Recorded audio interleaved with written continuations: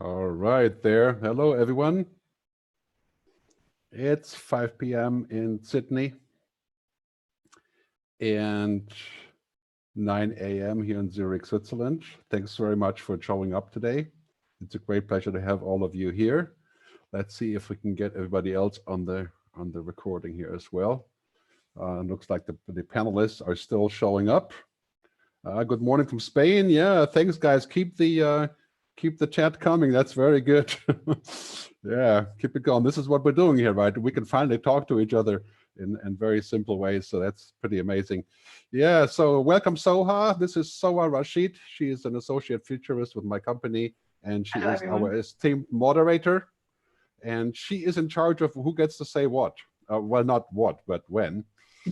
So you'd be nice to her because she is going to control who's going to get to contribute.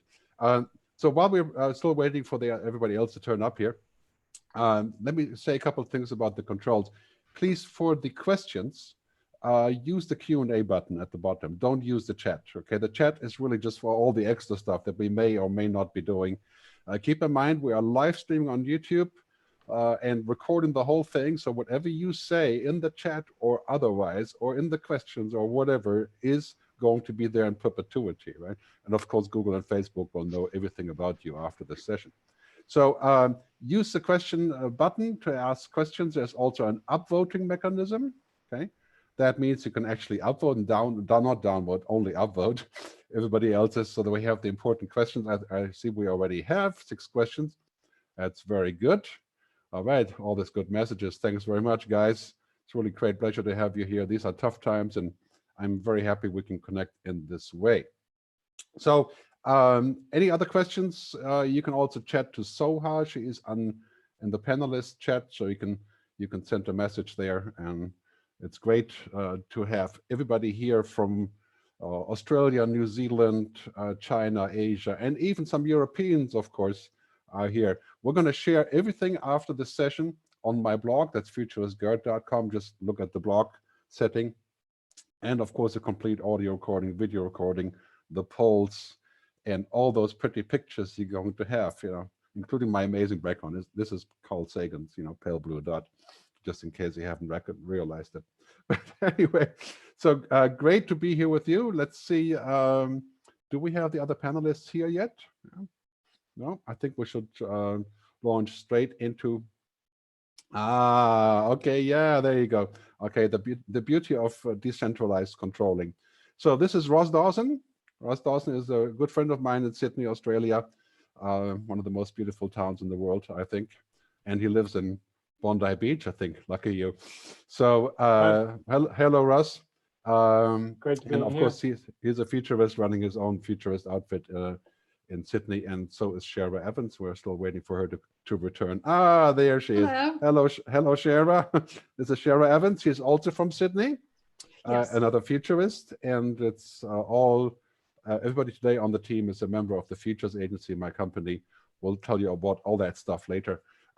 Any other comments or questions, please do ahead. So any question that's important right now yeah, let's start with the poll. Now you get to say where you're from and what you would like to achieve in this session. So I'm going to launch this poll. Relaunch poll 1. Here we go. So here's a live poll. Tell us a bit about yourself.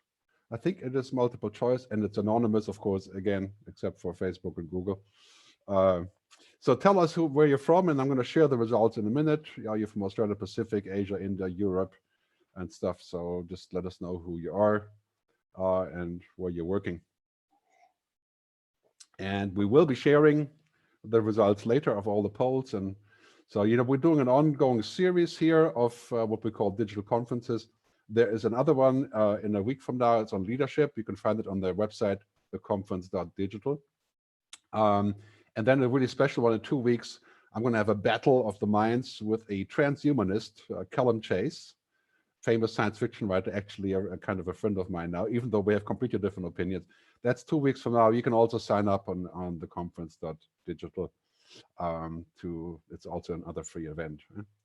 So I think most of you voted, 64%. Well, keep voting. Don't ignore the the opportunity to share your opinion here. We're going to have a few other polls later, and feel free in the meantime to ask in the chat if you have any questions about how the polls are working.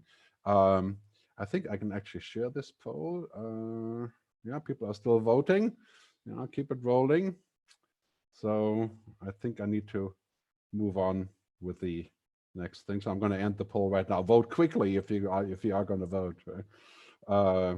So there we go. And I will share the results here with you right now so everybody can see it. So we have Australia, Asia, India, Russia, UK, and Europe, 46%. That's pretty good.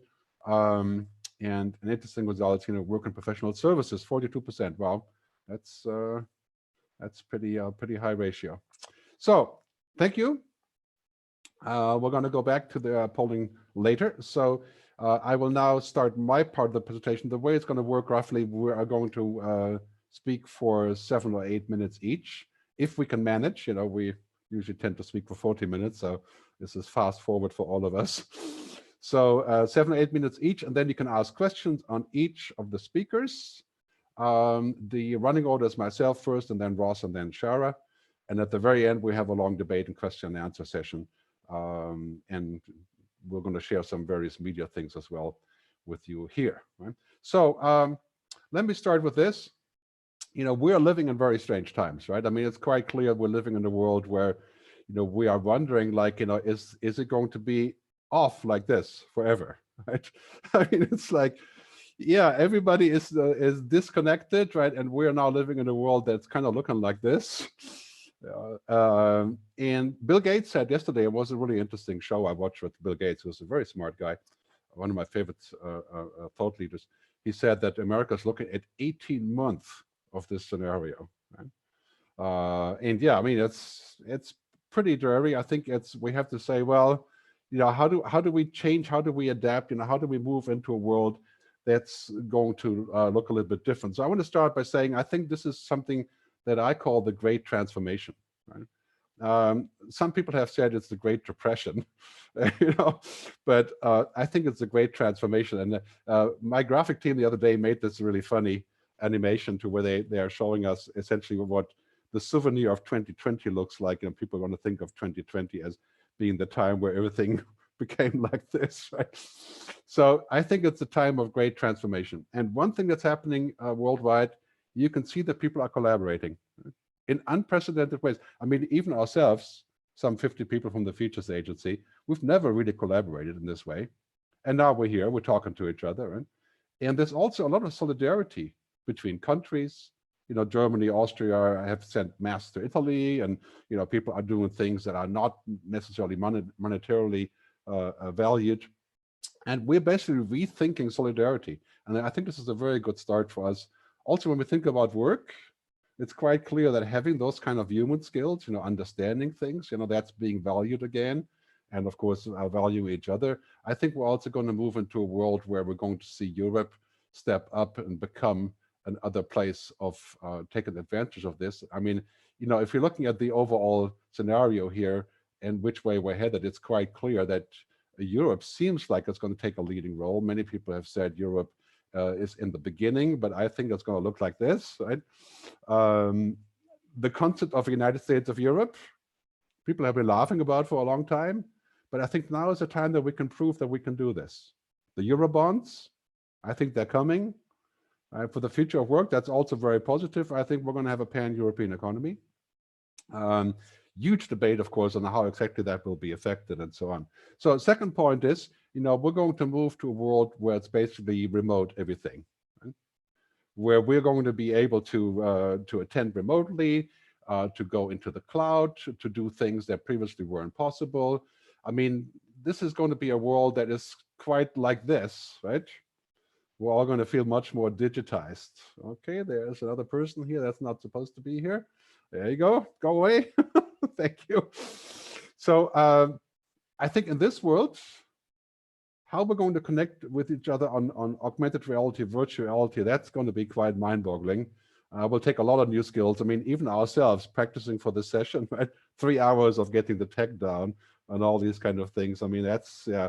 And looking at further down the road, I think we're going to see some pretty amazing technology here, like this, Right? Brain-computer interfaces. I think I mentioned in my article a couple of weeks ago, in the near future, I'm going to go to the airport and go into a holographic room that costs $1 million. I'm going to travel to Sydney to speak to you all in person, parenthesis. Right? I think that's not too far away. Quite clearly, I think the travel is going to be a very big deal in the future. A lot more virtual travel, right? A lot more travel through systems like this. Online conferencing is going to be a big deal. We're never going to stop to see each other. That's quite obvious. But these things are becoming the new normal, kind of like WhatsApp or Spotify has become the new normal. And I think we're going to live in a world where this kind of idea of connecting virtually and to figure out how we're going to actually do this remotely becomes the new normal. I think in many ways you can say that right? Airports, airplanes, yeah, we're looking at the deep crisis, how we work in the future, where we travel, why we travel, right? This is obviously going to be a big deal for airlines. I wouldn't want to be in the airline business, or for that matter, the cruise ship business, which is pretty much at the end. So point number 3 is we're going to see travel bans. We're going to see restrictions on travel. I think New Zealand has said until the end of the year, nobody can come and go, or go rather, but not come. There's going to be a lot of new restrictions, and that's going to really impact the future of work. I think in a few years it may change, but also now we've learned how we can do these things. So that creates a different deal and a different possibility. 4th point I want to make, digital economy, right? Everything is digital economy now because everything is digital. Everything is moving to the cloud. All our skills have to match the digital economy. That's where all the money is going. The tech companies are profiting vastly from this crisis and also helping greatly from the crisis. We're going to see, I think, just later next year, a lot more regulation on tech. You can only imagine countries like Israel and other ones are getting to sort of a default surveillance level, right, because of the corona crisis. That can't last. I think we're going to have to figure out how we do this, because in the end, it's kind of like, yeah, it could be sort of used as a weapon, right? When you look at the technology ultimately becoming something like this, right? It could be a present, or it could be a bomb, right? And so I'm a little bit worried about this. I think we need to really keep an eye on this and make sure that because we work remotely, we're not subject to insecure situations and things like that. 5th point is climate change. Right? Clearly, after we go through the current corona crisis, we're going to see this as re-emerging as the #1 topic, or this is the #1 topic, right? I mean, let's face it.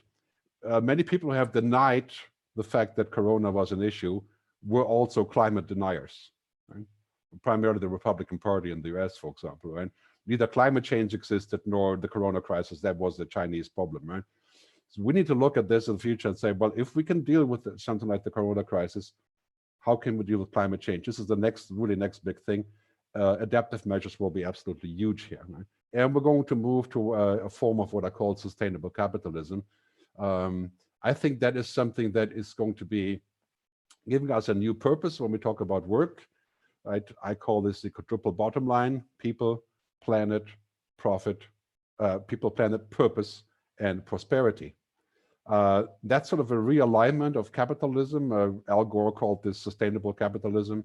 And of course, in Europe, we had the Green New Deal fueling all these things. There'll be 100 million new jobs in this environment. Right?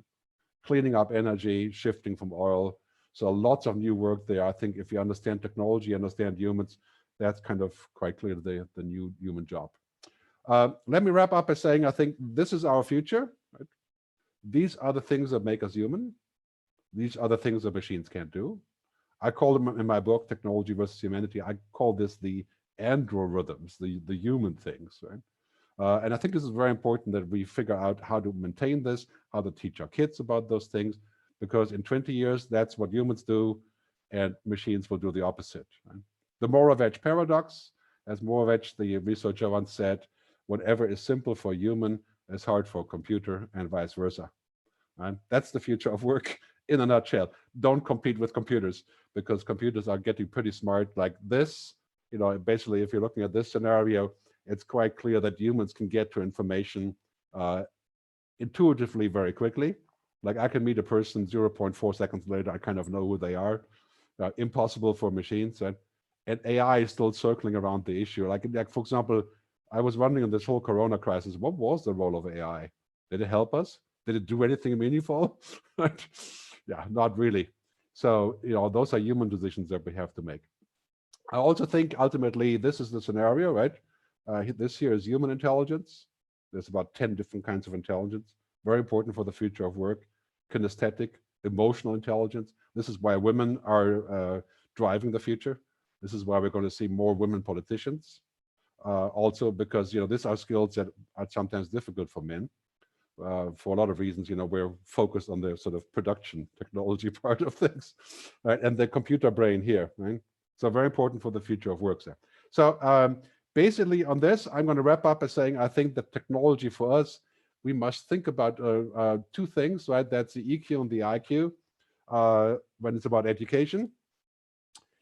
I think STEM education is great. We're going to need more STEM, obviously, more healthcare, more science, more people dealing with all those issues, clearly. But on the other hand, I think our future of work is to be more human, to actually understand how humans work, the EQ, right? The things that machines don't do.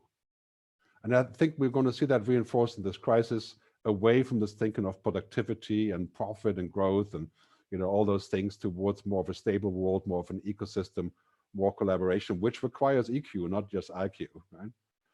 I think Einstein once said the most horrible thing you can imagine is a person or a machine that only has IQ.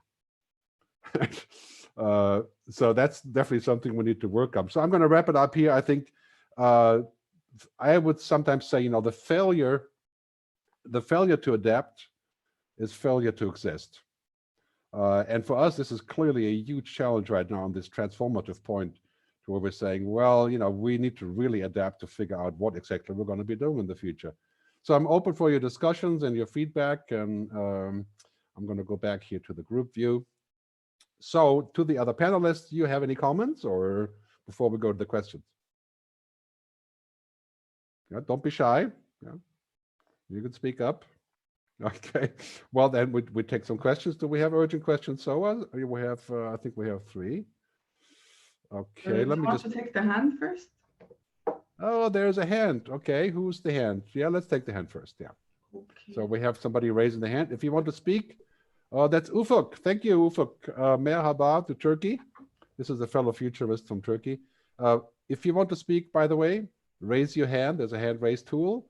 And then if we like you, we'll put you into the conversation here live with video and with audio. So please don't call from the subway in Delhi. Okay. All right. Ufuk, are you there? No? Yes. Hello. Oh, yeah, it's very good. Hello. Hey, great to have you here. Very nice to see you all. Okay. Shoot. Thank you. Do you have a question, Ufuk? Not yet. Okay. Yeah. Okay. Great. Thanks. Okay. Let's go back to the questions then. Do we have another? We have Sandra Valens. You want to take her as a question?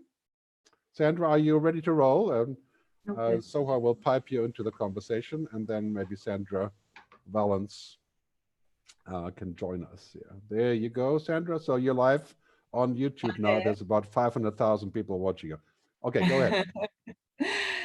So I must say I love what you're talking about, and I might even describe you as an optimist, which I do see as a good thing. I think we're seeing sort of, when you talked about potentially women having more of a role in leadership, certainly when I look at what Jacinda Ardern has done, is doing, that is certainly a style of leadership I think many of us would aspire to.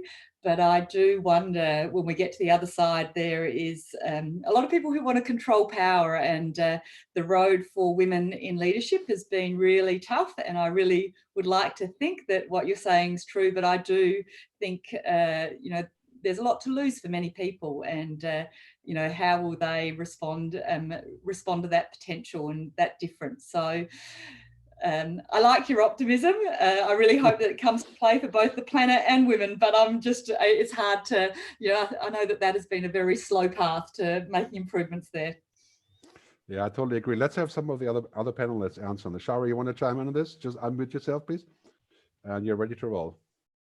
Okay, I actually was just looking at the chat and somebody was saying, have you seen any work or discussion about changing the accounting systems, which makes all companies on the same level playing field of tax versus incentivizing those with greener, cleaner, caring services and products and so on with lower taxes?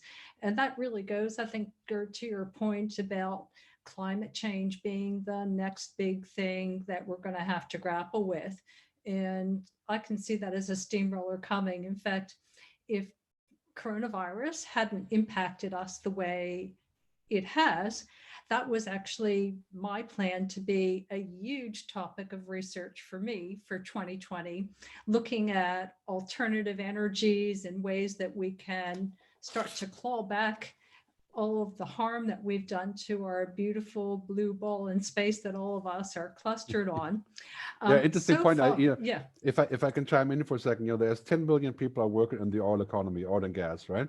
Now, there's been a lot of research on this saying if we switch to renewable energy, whether it's solar or even next generation fusion, nuclear fusion, if you can consider that, there could be 100 million new jobs here, right? 100 million. So talking about employment, the future of work, I think anything to do with renewable energy, whatever that future is, in 10 years will be absolutely going gangbusters. And the oil industry is a burning platform. Clearly, I think that's a major challenge. Ross, do you want to chime in here on this? Or? Yeah, I just wanted to address Sandra's question around optimism. And so I'm an optimist. I think Gerd is an optimist. Shara's an optimist. I think you shouldn't be a futurist unless you're an optimist. And it's been harder and harder in the last few years to be optimistic in the world that we are seeing. But the way I think about it is that we have to start to believe that it is possible to create a better world. It doesn't mean that it's inevitable. It doesn't mean that it's easy, but we have to believe it's possible. And I absolutely believe that's the case. So this is now additional challenges on top of all the challenges we've had already. With the coronavirus, as you said, this gives authoritarians extraordinary possibilities to advance their aims. Yet these are in the seeds of this change are the opportunities to be able to create a better world, where we focus more on climate, where we have more social equity, as I'll discuss as well. So if we start to believe, yes, it is possible, all we need to do is believe that it is possible, and that starts to make us think, well, what is it that we need to do in order to be able to create that better world? There's a great quote by Tim Cook a couple of months ago at the European Commission, the CEO of Apple, who said that technology can do great things, but it does not want to do great things. It doesn't want to do anything. And I would echo this and say, you know what, we have amazing technology to solve most of our problems, right? We are solving poverty. We can solve diseases. We can even solve the pandemic, right? We can solve connectivity, 5G. We can solve cancer in 20, 30 years, maybe. I mean, the question is, what kind of world do we want? Right? And who makes those decisions? Going back to the question about women, I think it's quite clear that looking around the world, you see the rise of strong women and young women, not just Jacinda, but also in Finland, Sanna Marin, who's the president of the parliament, right? And other women like Christiana Figueres in climate change, for example, and of course Greta and others. I mean, it's coming, right? And I think this crisis is going to enforce the role of people who have intuition and foresight. And I think this is also going to be a job for millennials, not just for people my age, but this is coming. Millennial women, minorities. I think that's where we're going in the future. And let's get ready for that. Let's take a question here from the menu. I think we have a lot of questions, and then we'll go on to Ross's contribution. So we have, please use the question tool. If you see a good question, give it the thumbs up, right? So we can sort better there, right? So Craig, thanks for joining, Craig. I think you're still in Tokyo. Thanks for joining us today. Craig Saffin is asking, for the Journal of the Future of Work, what are we trying to achieve? What does success look like? Some people are now using the term humanization of work to try and soften. Whoop, now you moved. Okay, stay there. To try and soften the scarce factor, which has been widely used. Yeah, of course, yeah, that is the key question. What are we trying to achieve, right? To me, I try to answer the question as much as I can. I think most of us want to achieve the same thing, 98% of us, and that is happiness, right? How do you get happiness? Well, you can't buy it on Amazon.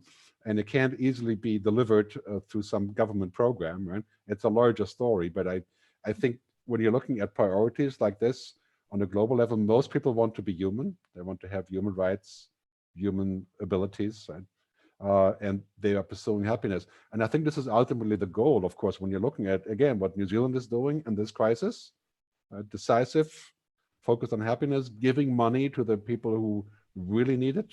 The same is going on here in Switzerland. And I don't know, in America, I'm highly doubtful of that, but any of you guys want to comment on the question? Shara? Ross? Well, Just chime in. Okay, happiness is extremely important, especially when so many of us around the world are literally locked into our homes and being told to stay away from everybody that's not part of our immediate family group that lives with us. Social isolation is antithetical to the way we humans behave. We're not used to being isolated, and that means that to keep ourselves safe, from this virus, we're going to have to use tools like this and other video conferencing and collaboration platforms to be able to interact with people, because I think that's actually a core part of our happiness. Another core part of our happiness is being able to afford the essentials in life. And I'm talking about food and medicine and a roof over our head, whether it's mortgage or rent. And with the crisis looking like it's going to last for an extended period, that's something that I really worry about, is how many people could last it out for a very long period. Even if you've been conservative with savings, would you necessarily have enough to sustain yourself for, say, 12 months? Most people, the answer is probably no. I think this is a question, again, of solidarity, right? Can we help each other sustain emotionally, but also financially?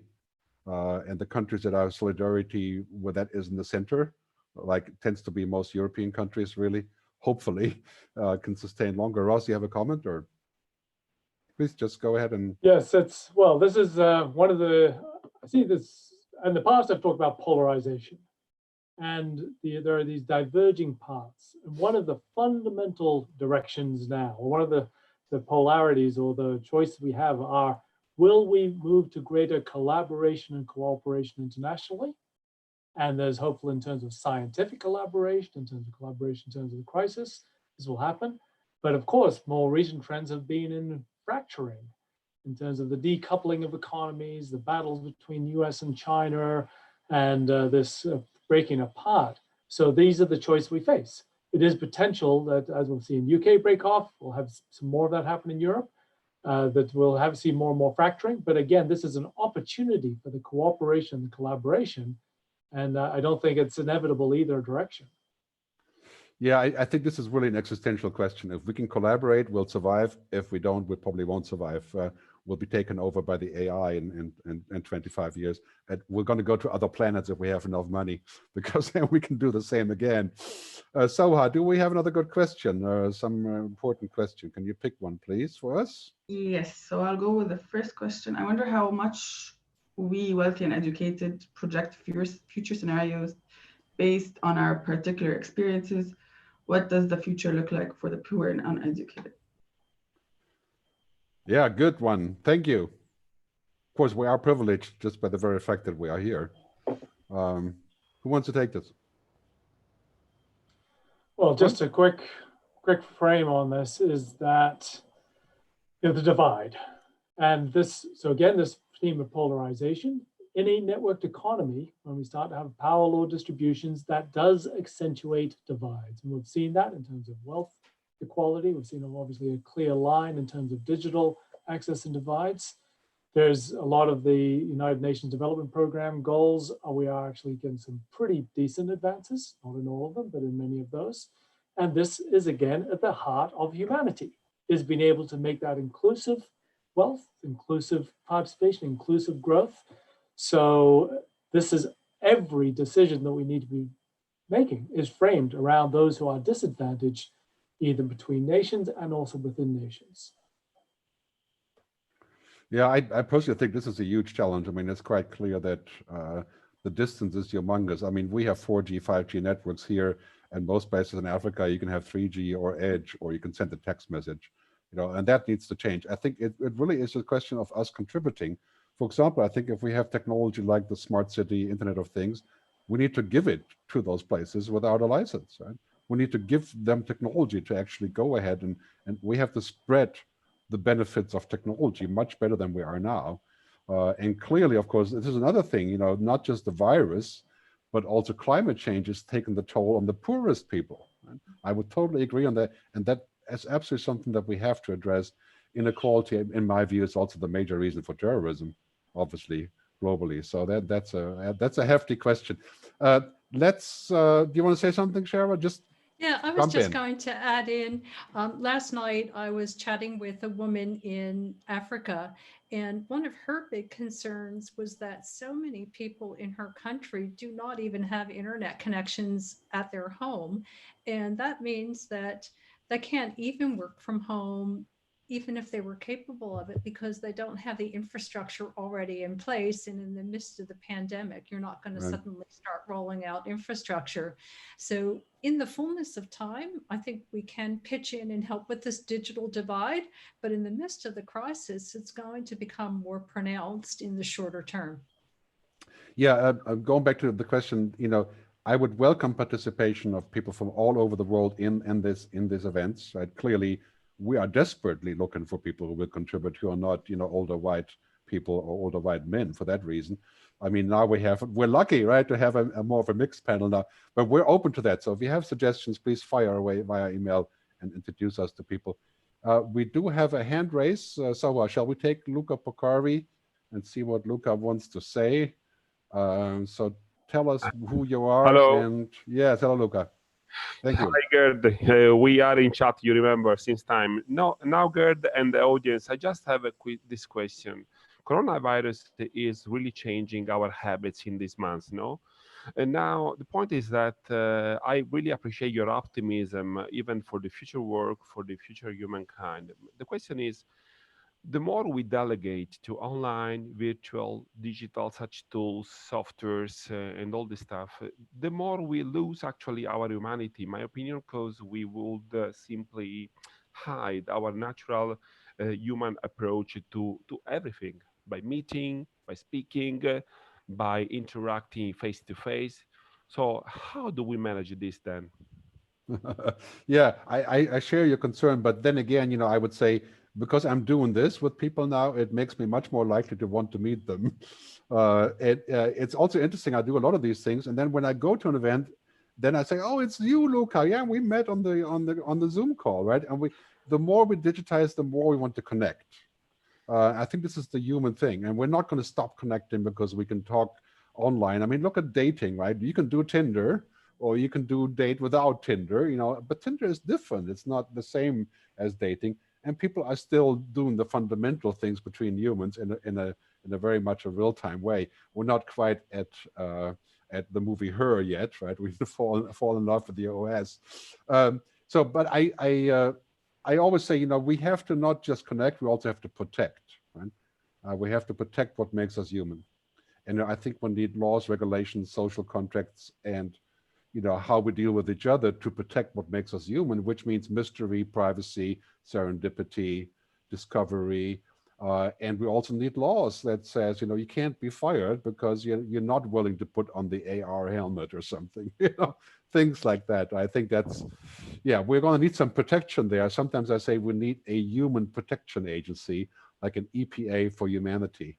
But having said that, let's not pour out the baby with the bathwater. Technology is giving us a tool to do a lot of things that otherwise would be literally impossible or too costly, like this. And so, yeah, I'm hopeful that we can find that balance, but we'll definitely need companies like Facebook and others to be restrained from their exploitative manners that they have. This is why we're not streaming to Facebook.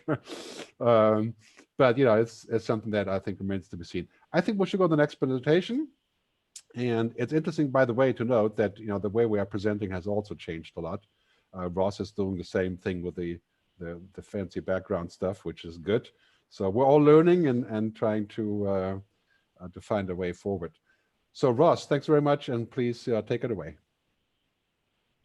Thank you, Gerd. And so I suppose the first point to make is that, Gerd and I have worked together for more than 10 years now. And part of it's because we have some quite similar views. So I think I'll be echoing some of what Gerd has said. So my belief for a long time is that the future of work is at the center of the future of humanity, of who we are, our identities, our role in society. This is not just about business, this is around who we are.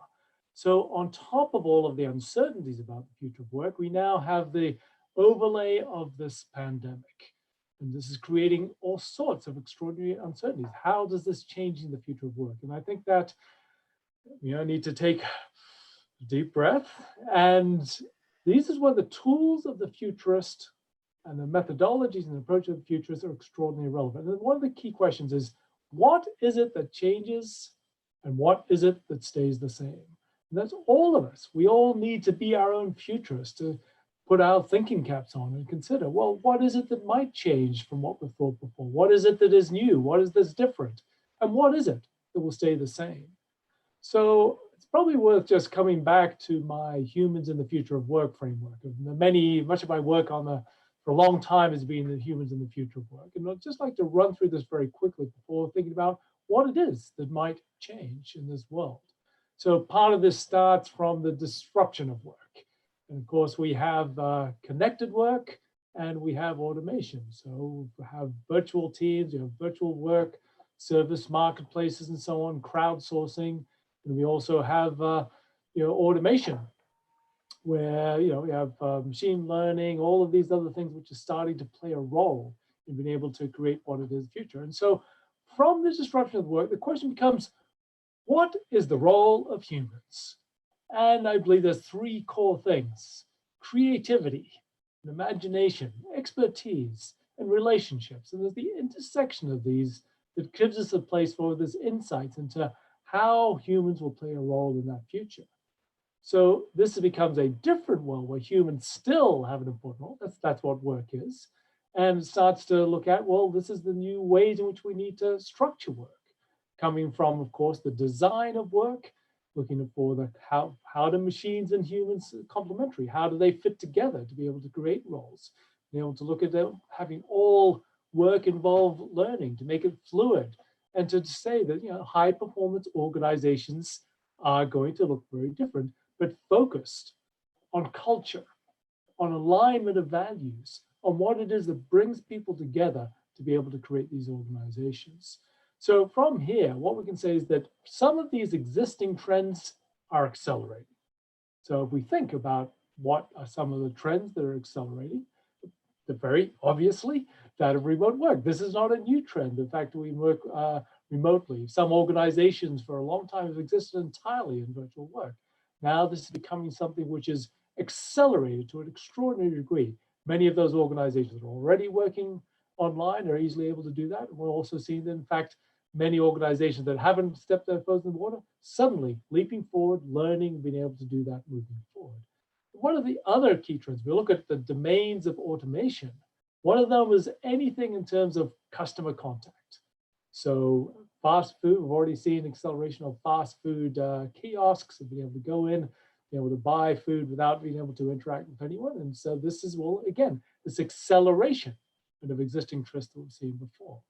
We also need to say, well, what are the new shifts? What are the things which will then ripple out in terms of changing what it is that we've seen before in the way in which we think about and look at the future of work? So, for example, we have we need to say that, of course, this chart, you will see that in March 2020, in the United States, there were more than 6 million people increased onto the unemployment roll. Far, many, many, many fold more than any time for the decades in the past. So many frames around this. And of course, there is a deep human cost, but there is also one perspective, is that there is extraordinary talent available for those businesses that see this as an opportunity. We want to be able to build their possibilities for today, to filter, to be able to come together and to connect talent, not just locally, but also anywhere, since they're able to work remotely now. But also we have a different social contract. And we're seeing that there was a wonderful comment that people on the progressive arm of the Democrats are now feeling that they're being outflanked on the left by the Republicans, being able to create all of the social support mechanisms. And this is things which are, again, of course, at a government level, societal level, but also an organizational level, and saying, what is our contract? How is it that we are going to get more equity, more support? And of course, things like universal basic income are now on the card, saying this is now effective, easy ways to be able to make sure that people have a basis, whatever comes, and to be able to build on that as we come moving forward. So my thesis, my frame, the center of all my work today is that helping with organizations understand strategy. There's two parts. There is survival. Yes, we need to survive for another day, but also to reinvent ourselves, to say this is a different world and we can't be the same organizations we were. We must be a new organization. It's a lovely illustration of that. There is a Sydney-based company which makes pop-up stages for big bands and events like Miley Cyrus. And so, of course, they essentially lost $2.5 million of contracts. And they said, we can't survive. We have to sack out 23 full-time staff because there's no big crowds. There's going to be no big stages. Then suddenly they had a brainwave. And they said, well, in fact, the demand is going to be for home furniture, for stand-up desks, for things which are students who are working home. And they've now rehired all their staff and more to reinvent themselves to be able to be now a home office furniture company. So this is where we need to be able to set an action plan for the future of work.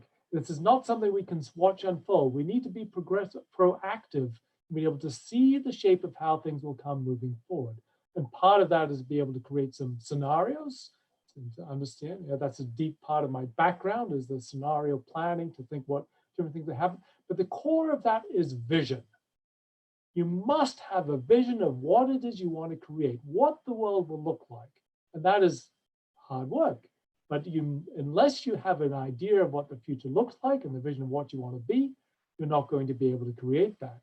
So this, of course, this is partly around developing your excellence in virtual work practices from wherever you've started today. And this has, of course, been part of my whole history and several of the books I've written, and Living Networks, Implementing Enterprise 2, and Getting Results from Crowds have all been saying, yes, these are existing trends. We will see more virtual work. So this is something which we need to be preparing for. And from this, being able to build a roadmap, saying, of course, it's not clear. We don't know quite what that future is, but we must be able to take the steps to envision, this is what the world might look like in the future of work. This is the organizations that will be successful in that world. And as a result, this is the actions we will take today. And those organizations that take that path absolutely will prosper far more than those that are still at least trying to work things out as they go. I'd love to answer any questions or to converse on any of those topics if there are any thoughts that come up from you from this what I've shared. Very good. Thanks very much, Ross. That was really good. I do wonder, what's your opinion on the universal basic income, the UBI, or the basic income ideas that are floating around the world? Some people are saying that because of this crisis, governments are in fact doing something like universal basic income now, subsidizing citizens all over the place, as they are here in Switzerland, for example, and of course in Europe, widely seen. Is that sort of like, is it going to make it more likely that we may be looking at universal basic income, and why do you think that would be the answer? The UBI, as it's often termed, is there's complex issues around the merits of this. And what has been interesting is that so far all of what has been done are experiments, because this is seeing how do humans behave, how do people behave or behave differently if they are guaranteed a certain level of income.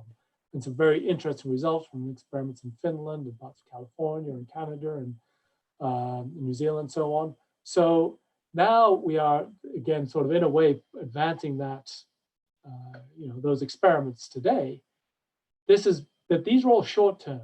So it's quite a different thing to be able to say, well, while everybody's been put out of work, we have some support mechanisms. It is quite different to say, I know that forever forward, I'm going to have a basic income, and that shapes my decision. So Now this is on the agenda far more than before. It used to be controversial. Now, as you say, it is almost part of what's being done. And I think the one key thing about the universal basic income that is compelling is that it takes away all of the infrastructure, all of the means testing, all of the costs, all of the burdens of administration, and it just becomes simple. Everyone's got it. It's taxable. It's part of their things, and it becomes a basic level. You can reduce the government and have more money, in fact, to be able to support people. Great. Any other comment on this from, Shara, anybody? No? Okay, let's take a hand raise that we have here on the discussion. There's Craig Mudge. Craig, please do join us for the conversation and put on audio and video if you want. Be aware, it's all live on YouTube. So whatever you say can be used against you or for you, that is, in the future. So Craig, are you there? Yeah. Don't be shy. Yes, I am, but okay, good. Yes, good. I'm just enjoying it. I do not have a question. Okay, well, thanks for tuning in anyway, and spread the word on YouTube. We have another hand raise here now. If you please raise your hand if you want to comment or ask a question. Let's take a question. So, what is the most pressing question here from the audience for Ross and after his talk? And we're going to share the slides afterwards, by the way, on my website, futurewithgerd.com. We'll put all the slides that we can share. I think Shara can't share hers, but Ross and me will share our elaborate artwork that you can see here. Okay, sure. Soha. Okay, so I think related to future of work is, how do you see the employer-employee relationship change in the next 20 years? Will we move to a cooperative style, shared ownership, more equity, closing in the salaries across all levels and job functions? Okay, a fabulous question, and also a massive one. To try to give a snappy answer to that. Far more collaborative, and we have had adversarial employer-employee relationships forever. That's been the role of unions, being combative. It still is today, and so now, because talented people will have more choices, and employers will have to be better in order to be able to find the right people to engage. It is more and more this battle for the talented, the ones who can actually make a difference. But to a part of the point of the question, I do believe that I've been talking about post-capitalism for some years, and part of it are new structures, including cooperative and mutual structures and other ways where people are participating more in the value that they are creating. And so instead of labor and capital being entirely opposed, that they start to merge. And this is whether or not this pans out, again, is deeply uncertain, but I think there's some promising moves and there's some real potential. And this will create a far more participative role, and one where, in fact, we don't see employer and employee as being at battleheads, but they're in the most successful organizations that they are completely aligned. Great. Shara, a comment on this? Yeah, I was going to add that I think we're going to see a lot more of the gig economy where the employees, if you want to term them that, are not actually hired on a full-time basis by a company, but are freelance contractors that have specialist skills that work with one or more organizations on a regular basis, on a partnership basis, where it's win-win for the person who's doing the work and for the company who is working with that particular specialist. But it's not necessarily an employment relationship. It's more of an ongoing collaboration relationship. And I can already see it has been happening for a couple of years now, but I think that this kind of crisis is going to accelerate that move. Yeah, good point. I mean, I talked about this a little while ago when I wrote my last piece in Forbes magazine. I think we're moving from the idea of KPI, key performance index, to KHI, right? Key human index, because performance is something that software does, or a car, or a machine of a sort, right? And the new measurement, this is, I think, employers are looking at this and saying, really what we want is people who are good humans. They have imagination, they have intuition, they have EQ, they can invent, they can do all the things that humans used to do before they became corporate. So now we're going to go to KHI. I think this is going to be a whole different cup of tea. Also, it's quite clear, I think the research has shown roughly 50% of all jobs in the very near future will be freelancers, right? Giggers, called giggers, working in the cloud, kind of like we do now. And we're going to need a social structure to support that work, right? We cannot afford to go in the future that is based on exploitation like we have currently with certain situations of Uber and Airbnb and other, there has to be a structure supporting people who are doing this kind of work, because like right now, what happens in this crisis, people who had a regular gig and they put in the money in the pension fund, they are supported now. The other guys can go and just evaporate, right? And this is especially a huge problem in Brazil, in India, in all of the large economies where people are going to be working like this, right? So that has to be addressed in the new social structure, I think, and this is why I would welcome conversations about this. Do we have another question? Just to add quickly to that, Gerd, that's this classic line. We used to have humans trying to act like machines, to now we have machines trying to act like humans, which means that the human capabilities today are the ones that make a difference. And yes, and to your point, yes, we will have more and more freelance, and that's where the universal basic income. It is going to be hard. It's going for many people, but in a more fluid work things, we do need the support structures, but that enables far more fluid and effective ways of work and participation. Great. So another question, and then we're going to go into Shara's presentation. Okay. Another question so far that's important? Yes. So there is a question for Ross. And the question is, in shaping a company or organization for the future business, what are your thoughts on participants, top down or bottom up? And do you really think the real future business strategy development can be done at the end of a web camera, or does it need human face-to-face engagement? EQ seems to work better with a human in front of you. So I'm just trying to find the question on the... It's from John Cookson. All right. Yeah, I mean, awfully complex question here. Ross. So I think, yeah, top down or bottom up, it always needs to be both. We need leaders. We need leaders that have that vision, as I mentioned, to be able to frame why it is we are doing things, what it is we're seeking to achieve, but making sure that that is fueled by those who are participating in the organization, this participative strategy. Participative strategy is very, very hard to happen bottom up only. That combination of the top down and the bottom up, which enables that. So so just coming back to try and find the question again. Sorry. Yeah, can I chime in for a second here? I think the real issue is, I think in this future that's moving so fast and so many unexpected things are happening, Trump, Brexit, COVID, and that order, all the unexpected things. Any organization that is not flexible and tuning into having less top down and being more interactive and having less of a hierarchical approach is doomed, right? I mean, look what's happened to the big car companies. Compare Audi or Daimler with Tesla.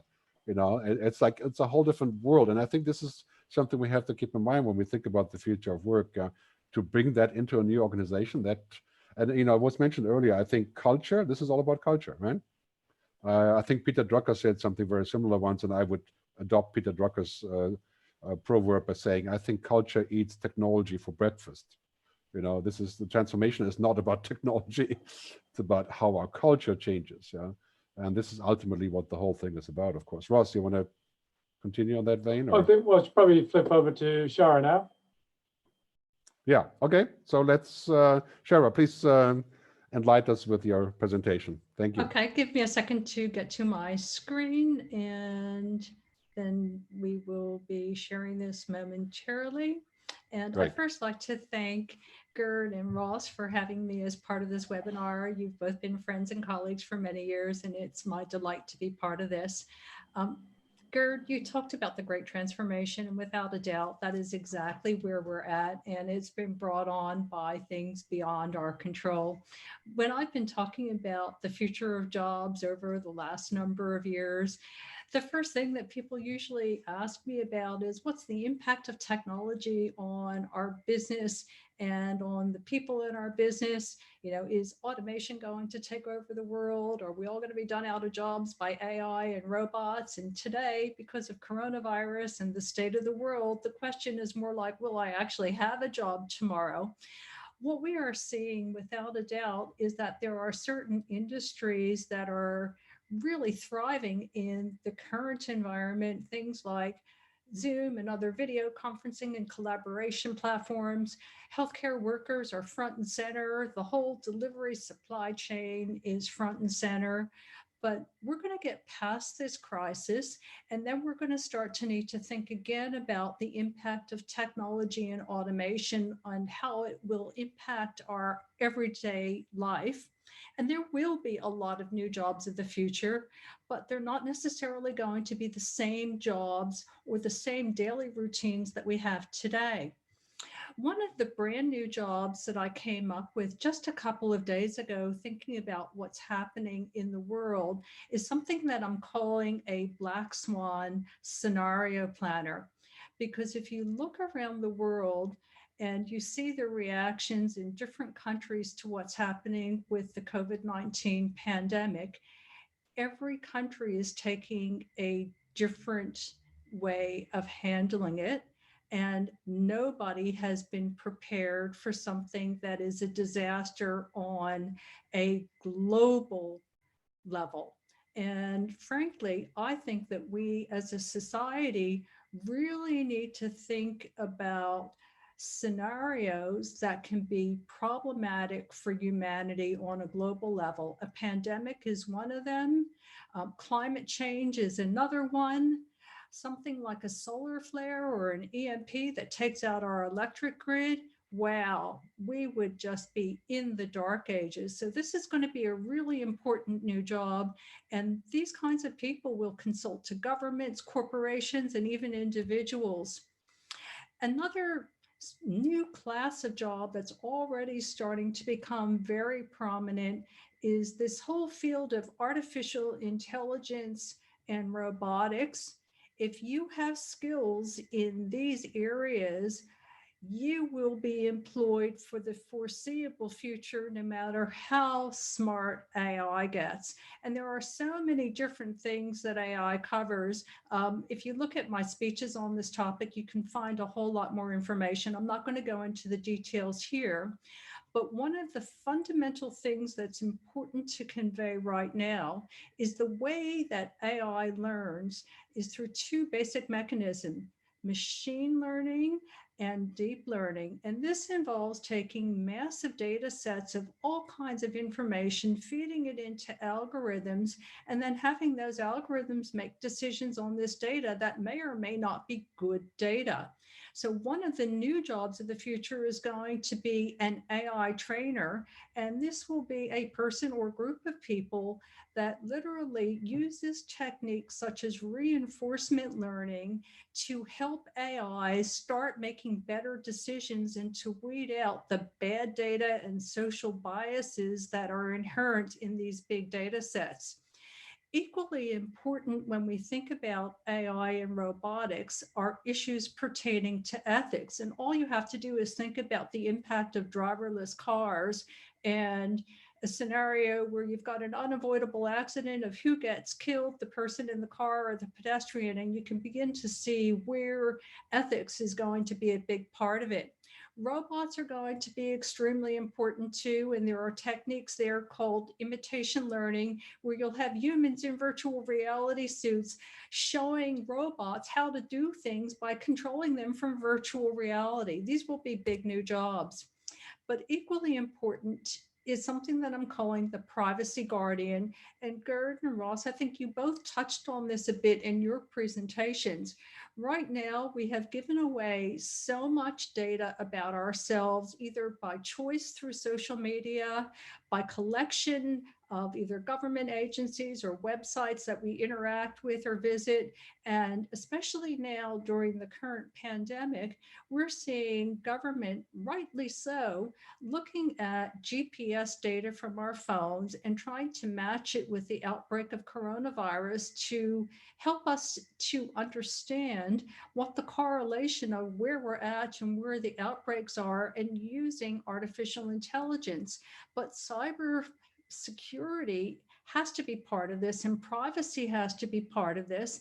And even if we take what I would call totalitarian measures to track people right now in a crisis situation, we need to be sure that we're only doing it on a very short-term basis and that we actually let people have their freedom back after the crisis is over. But I think privacy guardians are going to be important in a government sense, in a corporate sense, and even for individuals who may have had their identity compromised or their privacy compromised. Another area that I'd like to touch on as we go into the future is, what will it mean to be human? Will we take technology into our bodies and start to become part human and part machine? Already, there is a lot of research into things like brain-machine interfaces. Right now, primarily for healthcare reasons, to help people who might be paralyzed walk again. But there's a lot of discussion and early experimentation into actually putting chips inside of our brains to help us, quote, keep up with AIs. There are also a lot of other advanced technologies like nanobots, initially to fight diseases like starve out cancer in our bodies, but eventually putting these little nanobots into our bodies as a preventative medical measure to look at our organs in real time, and if it detects something that's wrong, be able to take preventative action, and then throw in genetic engineering into the mix too. And you can just imagine the plethora of new jobs that are going to open up in the advanced healthcare and sciences area. But along with this, once again, we need to look at security and privacy. But where I'd like to close my short presentation today is with some really pragmatic steps for things that we can think about doing to transform our workplace, or even what we're doing for work as individuals. And the very first step is understanding technology, what's capable today and in tomorrow. Take a look at the jobs in your organizations, or the things that you do from a top, bottom down level all the way up to the top, to see what's boring, what's repetitive, what would you actually like to have automated, and make those decisions and start putting in place actions to spend your time doing more interesting things. From a company perspective and even a personal perspective, have a look at the skill sets that you have and the personality that you have and the things that you're interested in. Then familiarize yourself with what some of the many, many, many new jobs of the future will be. And I've posted a lot of videos about this, so please look at those. There are a lot of new jobs. And then matrix them all together and start to figure out where you as an individual or people within your company can start to leverage skill sets, personalities, where the new jobs are going to be required, and embark on a reskilling and retraining effort. And if you're at home and you have free time, this is a great time to be teaching yourself some new skills. But ultimately, once we get past this pandemic, I think companies need to take responsibility for this as well and start helping with this reskilling process. All right, thanks very much, Shara. So I have a question for you right away. Artificial intelligence. A lot of people are saying that, this will make us useless humans because we can't compete. A lot of people are worried about their jobs being taken by AI. What's your view on this? Well, I don't think AI is going to take over the human skills of empathy and creativity and even general human intelligence for quite some time to come. Right now, AI might be really, really good at a narrow task. It's what we call narrow AI. But if you ask it to do something else and you haven't trained it to do it, that's not going to happen. And depending on what AI researcher you talk to, it could be in 2040 or 2050 or out in 2075, or maybe even further beyond before AI even gets to that general level of being able to do multitasking. But it's still not going to have the kind of empathy and creativity that we have. And yes, we have seen AIs that can do artwork, and we've seen AIs that can do other things that are quote unquote creative, but that's different than writing a novel from some of our favorite authors. Great, thank you very much. We have a hand raised, and then we're going to take some questions. Ross, you want to chime in? Just fire away. I'm going to go to Kelly Idahan, who raised her hand. Kelly, please do welcome to the show. Tell us where you're from And if you have a question or a comment or whatever you want to share with us. Great. Hello? Yeah. So yeah, is this on light? Video, is the video on now? Okay. No, it's okay. That's fine. Audio's fine. All right, great. All right, great. So yeah, Hi, Kelly. I'm from Nigeria. Yeah, hi, sir. So I'm from Nigeria on Africa. So a lot of the points that have been discussed here. So that's. Yep. Let's get to the question. A lot of the. Yeah, you're not coming across here. We're gonna ask you to please go back to the question panel and submit your question there, okay? Because we need to move on and make sure we have the right things happening here. So I'm going to take the next question, okay? There's a lot of people saying that we're wildly optimistic, and I would agree that we are, right?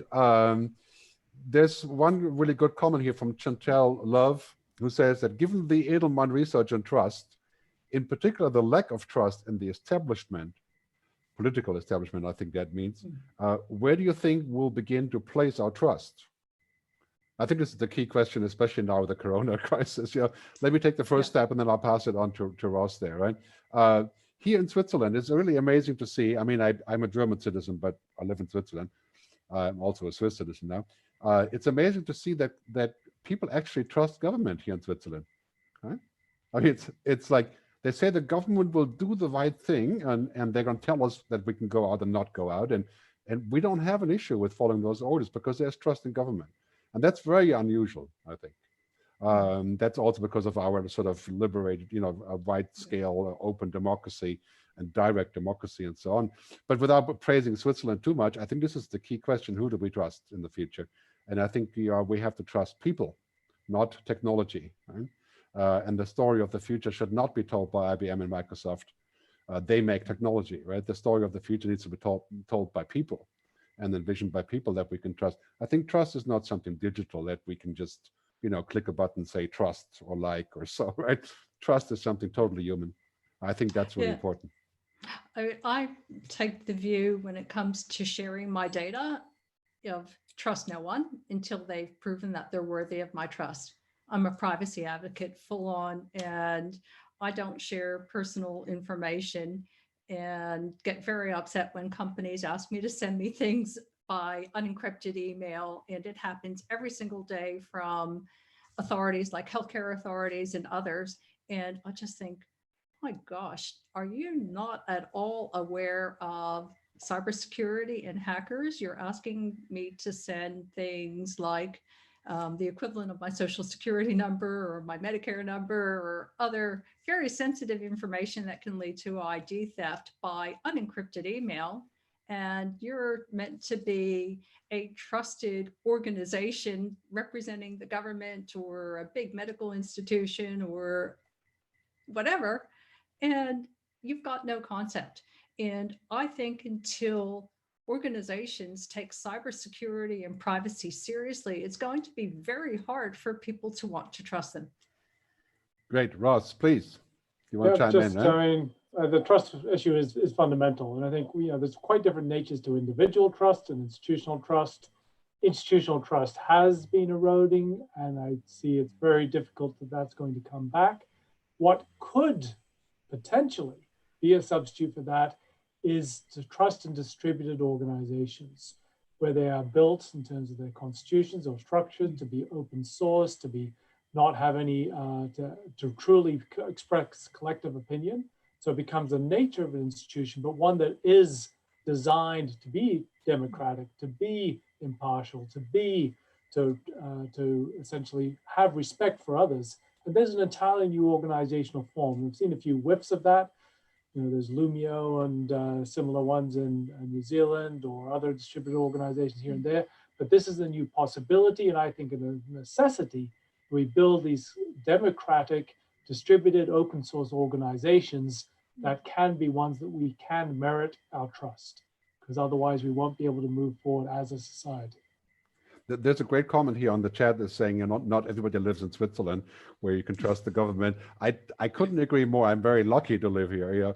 But generally speaking, I think the issue is of trustworthy leaders. Right? and trustworthy government, trustworthy public, which includes, of course, public media and things like that. Those are key issues. And I think if we want to create that, then we have to, of course, not just act with our vote and our money and who we buy from, but we also have to look at laws that prohibit, for example, corruption. And what you have America, 1% of Americans, I read the other day, is somewhere on the millionaire level, right? But in Congress, it's 50%. That kind of makes you wonder about trust, where you're going to place your trust on this. But keep on chatting. We're going to have a poll shortly. In the meantime, there's Thomas Martin, who raised his hand. Thomas, please, if you want to chime in, please make sure you're actually capable of speaking in terms of technology. Can you guys hear me? Yes. Okay, good. There you are. Go ahead. Guys, thank you very much. I mean, guys, this is a super complex question, as we all know, right? I mean, we're having, with work, as you said, Gerd, there's a lot of systems are interlinking, right? It is fundamentally about humans collaborating to create something greater together, right? But there's a social system interfering, technology is getting in there, we're having energy, education, trust, a lot of these things, right? And we talk about these things from our Western technology capable access perspective. The topic was raised about what about Africa and the poor countries, right? But there's one country which hasn't been mentioned yet, and I wonder whether you guys have any perspective on that. And the country is China. China seems to be running some kind of a balance between technology change, technology adoption, social change, trust in the government, whether it's warranted or not, right? But the people are prepared to give something away in order to gain something, right? And I'm really wondering whether on a larger scale, we will be seeing in the future more, not only a competition between rich and poor, but also competition between systems, between some nations being further, maybe more in the middle of Singapore, right, where I live, about proving or experimenting about how this future of work could pan out. And it becomes a systemic political conflict as well. Wondering what your perspectives is on these type of level, and whether there is maybe something we can learn, for example, from China. Yeah, thanks very much, Thomas. Who wants to jump first? Who wants to get burned first? I'm happy to just have a quick crack. I mean, as you said, a very complex issue, Thomas. So China has a different social contract, as you've described, and this has been based on the increasing prosperity of the nation from what was extraordinarily impoverished in the not too distant past. And so that has been that essentially giving of prosperity, greater health, and other educational things has enabled the government to take its authoritarian role. And as in Singapore, there are many Chinese and Singaporean citizens who are basically happy with that situation.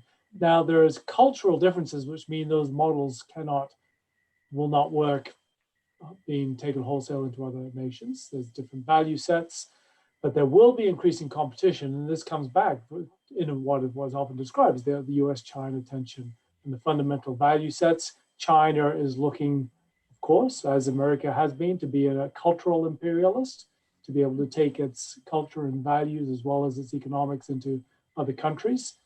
It's a massive question as to whether that is extendable, and I suspect not. I think that it can function in China for the foreseeable future, which is not very far, but it is far harder to see that system as it is practiced in China being able to extend into other nations. But a big question, big debate to be had around that. And I'll comment on that too. I'd agree with Ross 100% that China has a very different social contract system. And before the virus, people seem to be quite happy to go along with China's social credit system that they've been rolling out. They've, in many cases, were commenting that I've seen, saying that they felt very comfortable, they trusted the government to do the right thing for them.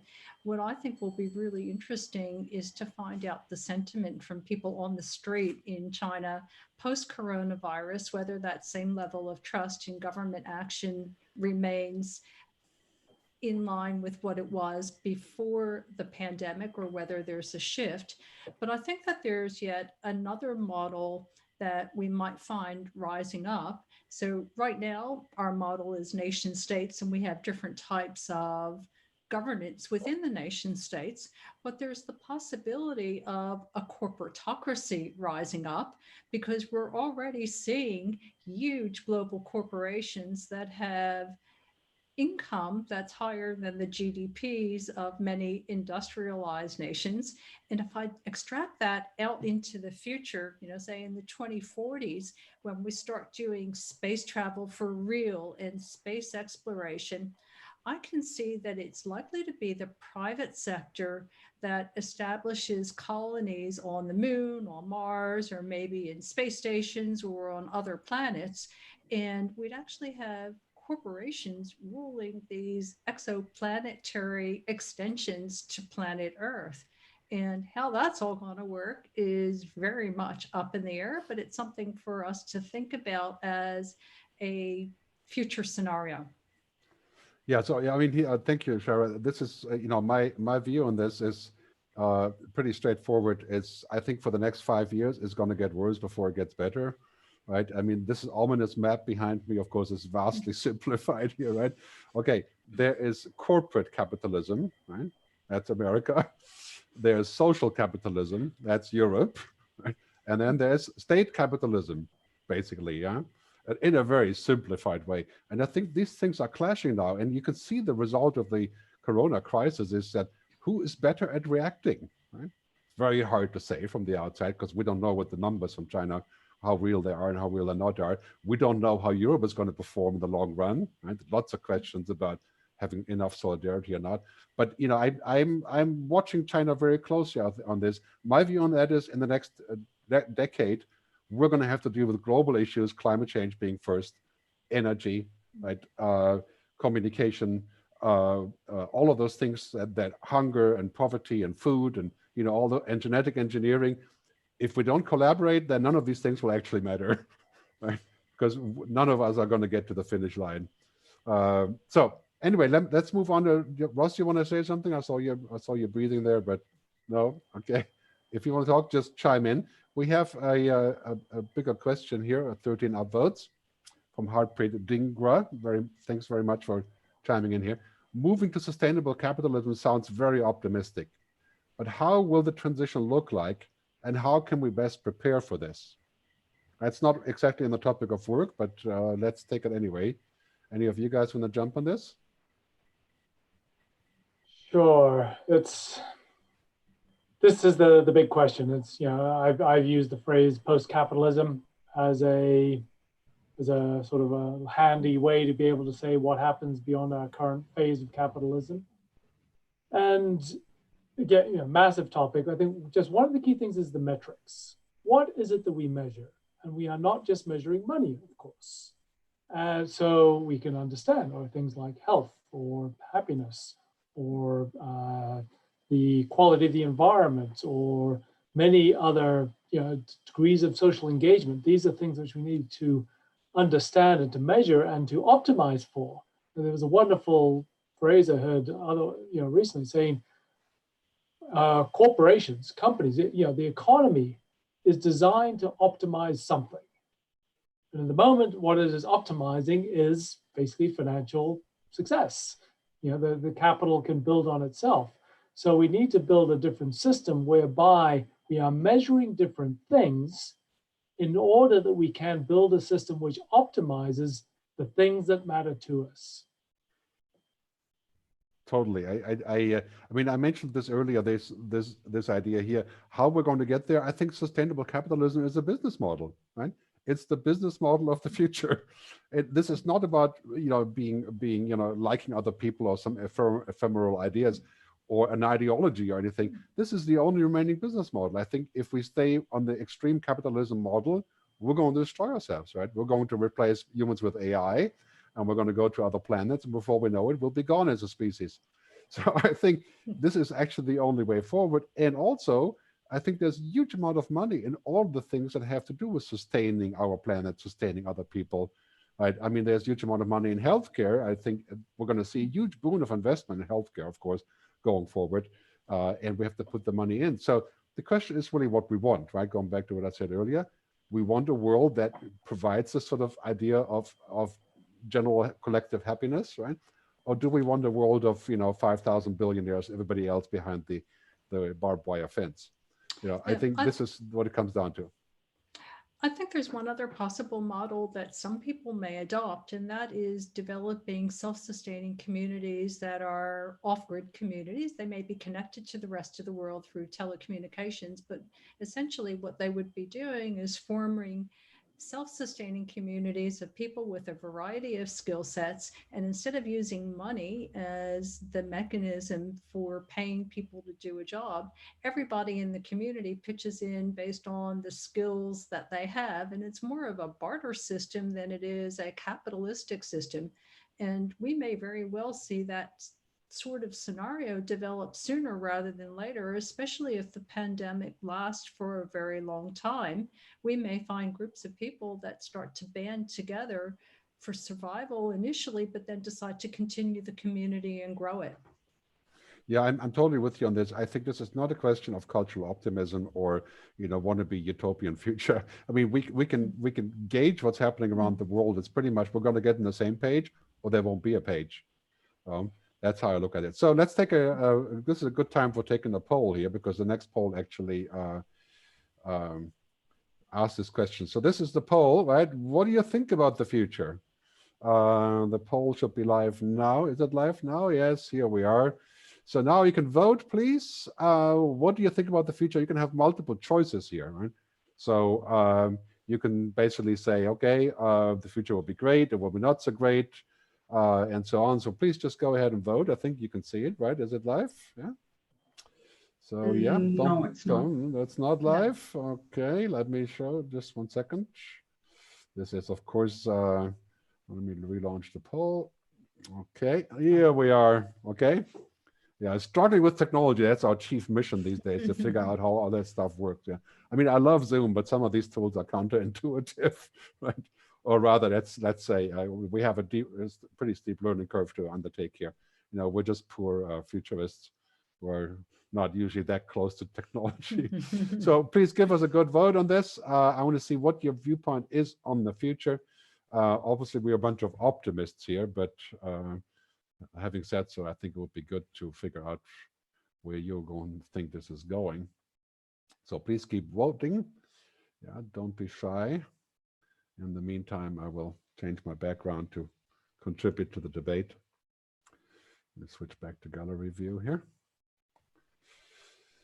So we have an interesting scenario. Most people, 51% right now, say they're personally optimistic about the future, but it won't be easy for many people. I think that's a pretty good summary. That's kind of how I feel about this. And I think, this is such a crucial question of solidarity. That's also the future of work, right? Our job is to help other people figure this out and to help other people actually get it right and to egg on new things. This is not everybody is in the privileged position that I realize we are in. And of course, I think that's extremely painful, especially in countries like Brazil or India or places with big population and lots of disparity of income.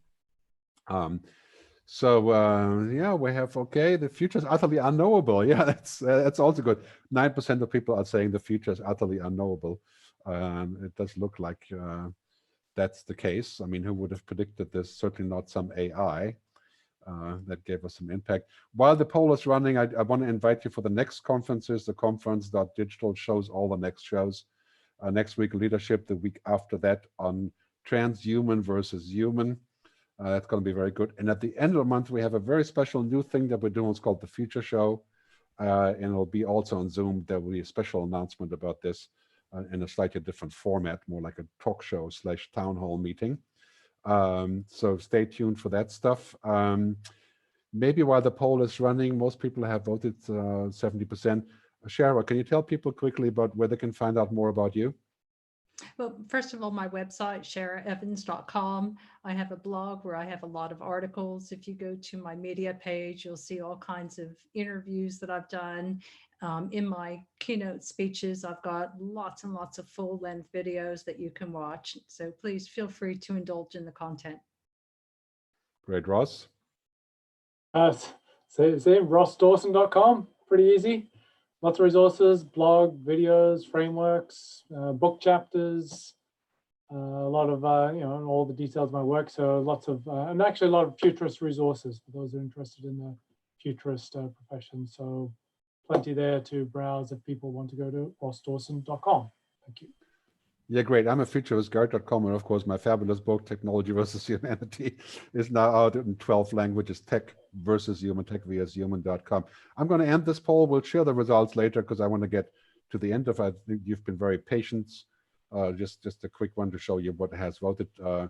I think the consensus here is 49% thinks the crisis is an opportunity. Well, that's good because, this is kind of what we're thinking about. And which way this is heading. Let's take another question, and then I think we're going to wrap up.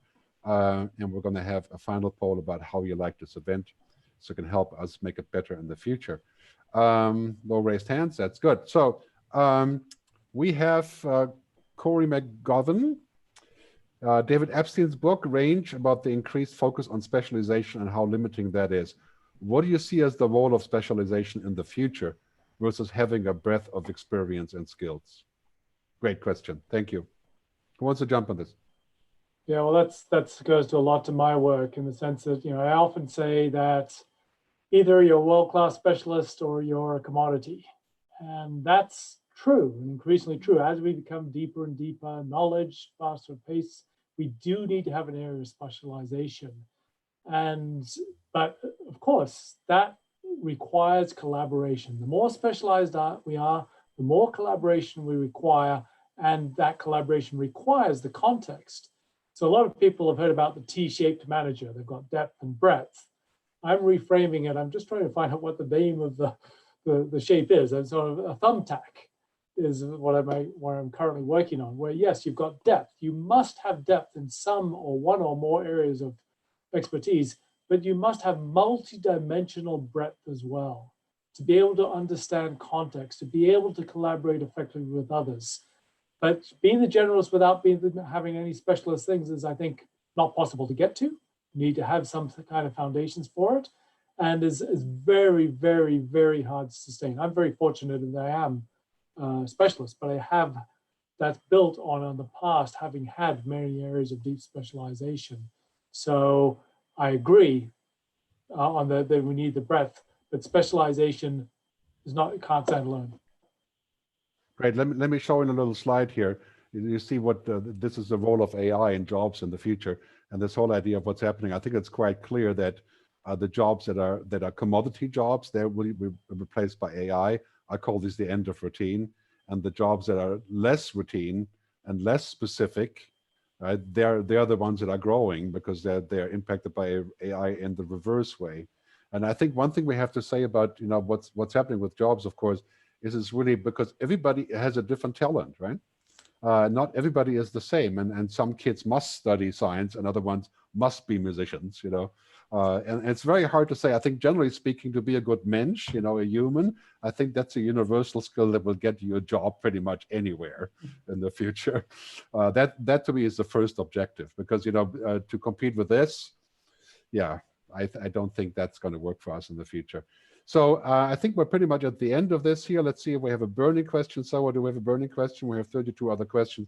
We could go out for another 3 hours here, but I think, yeah. Do we have anything else urgent? Yeah, anybody?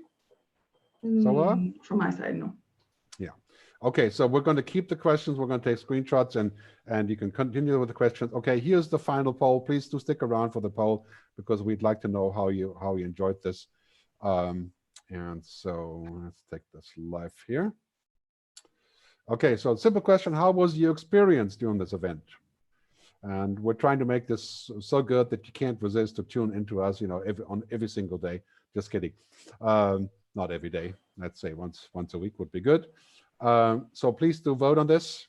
The main thing I find about these events is that it's interactive, that we get to talk. Unlike our usual rule, which is to be on the stage and do all the talking, we can learn how to listen, which is a new thing, especially for me. So this is really interesting because we have okay, you have viewing questions. Audio video was good. I think most people are quite happy with the audio and video. Let me see if I make this a little bit larger.